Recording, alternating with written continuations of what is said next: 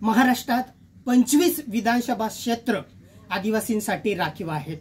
दर पंचवार्षिकला या राखीव मतदारसंघातून एकूण 25 आमदार निवडून येतात।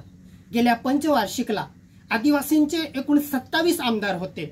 या राखीव मतदारसंघातून निवडून येणारे 25 आमदार किनवट या खुल्या मतदारसंघातून निवडून येणारे एकमेव आदिवासी आमदार माननीय भीमराव केरामजी व उद्धवजी ठाकरे शिवसेना प्रमुख यांच्या कृपेने विधान परिषदेवर घेण्यात आलेले आमशादादा पाडवी असे एकूण 27 आदिवासी आमदार होते। परंतु गेल्या विधानसभा निवडणूक 2024 मध्ये अक्कलकुवा व अक्राणी या आदिवासींच्या राखीव मतदारसंघातून 3 वर्षे विधान परिषदेवर शिल्लक असणारे विद्यमान आमदार आमशा पाडवी यांनी उमेदवारी केली व तेथून ते निवडून आले। त्यामुळे एक व्यक्ती 2 आमदारकी पदावर राहू शकत नाही, म्हणून 3 वर्षे शिल्लक असताना आमशा पाडवी यांना विधान परिषद सदस्यत्वाचा राजीनामा द्यावा लागला। आमशा पाडवी ऐवजी अन्य कोणी आदिवासी उमेदवार तेथून निवडून आला असता तर आज आदिवासींचे महाराष्ट्रात 27 आमदार राहिले असते। आमशा पाडवी यांच्या जागेवरती राहिलेल्या 3 वर्षाच्या शिल्लक कालावधीसाठी बिगर आदिवासी चंद्रकांत बट्टेसिंग रघुवंशी यांना ते पद देण्यात आले।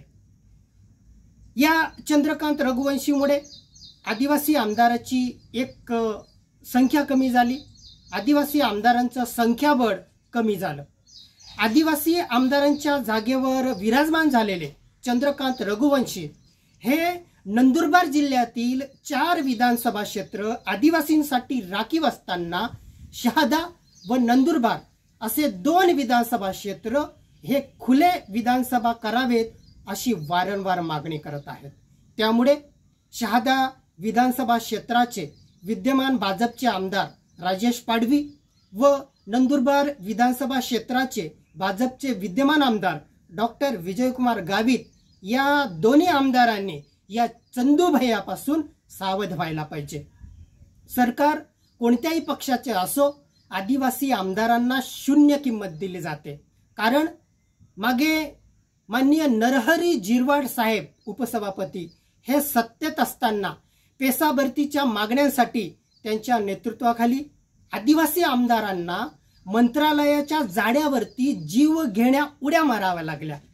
कित्येक वर्षापासून आमचे आदिवासी शेतकरी जमीन कसत आहे, ती जमीन अजूनही आदिवासी बांधवांच्या नावावर नाही, ती सरकारच्या वन खात्याच्या नावावरती जमीन आहे। आणि चंदूबैयासारख्या बिगर आदिवासींच्या नावे सहज जमीन कशी काय होते हाही मोठा प्रश्न आहे। शिक्षण घेऊन आदिवासी उमेदवारांना नोकऱ्या मिळत नाही हा मोठा प्रश्न आहे। त्यानंतर धनगर आदिवासींमध्ये आरक्षण मागत आहेत। आदिवासींच्या बोगस आदिवासींनी लाखो नोकऱ्या हडप केलेल्या आहेत। नंदुरबार जिल्ह्यात आदिवासी मजुरांचा स्थलांतराचा मोठा प्रश्न आहे। महाराष्ट्रात आदिवासींची 10% लोकसंख्या असताना आदिवासी समाज हा सत्ता केंद्रावरती नाही, आदिवासींचा आवाज ऐकला जात नाही। म्हणून आदिवासी आमदारांनी आपले पक्ष बाजूला ठेवून एक दबाव गट निर्माण करणं आवश्यक आहे। त्यासाठी आदिवासी आमदारांची संख्या सुद्धा जास्त होणं आवश्यक आहे। या चंद्रकांत रघुवंशीमुळे आमच्या आदिवासींचा एक आमदार कमी झाला आणि हाच चंद्रकांत रघुवंशी शहादा व नंदुरबार जे आदिवासींसाठी राखीव असलेले मतदारसंघ खुला करण्याची मागणी करत आहे। म्हणजेच आमचे आदिवासी आणखी 2 आमदार कमी करण्याचा डाव रचत आहे। त्यांचा हा डाव आपण सर्व आदिवासी समाज बांधवांनी एकजुटीने हाणून पाडला पाहिजे। आम्ही आदिवासी संघटना आदिवासींच्या जमिनीसाठी, आदिवासींच्या अस्तित्वासाठी, त्याचबरोबर आदिवासींचे राखीव मतदारसंघ हे आदिवासींसाठी राखीव असावेत म्हणून या आमदार खासदारांची सुद्धा लढाई लढत आहोत। मित्रांनो, ही लढाई मोठी आहे, म्हणून या लढ्यामध्ये सर्व आदिवासी बांधवांनी एकजुटीने लढलं पाहिजे आणि या भूमाफिया जे आदिवासी आरक्षण विरोधी भूमिका घेत आहे त्या चंद्रकांत रघुवंशींना या नंदुरबार जिल्ह्यातून हाकलून दिलं पाहिजे। भूमाफिया चंद्रकांत रघुवंशी चले जाओ।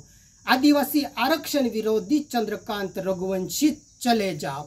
आरक्षण आमच्या हक्काचे, नाही कुणाच्या बापाचे। जय बिरसा, जय आदिवासी।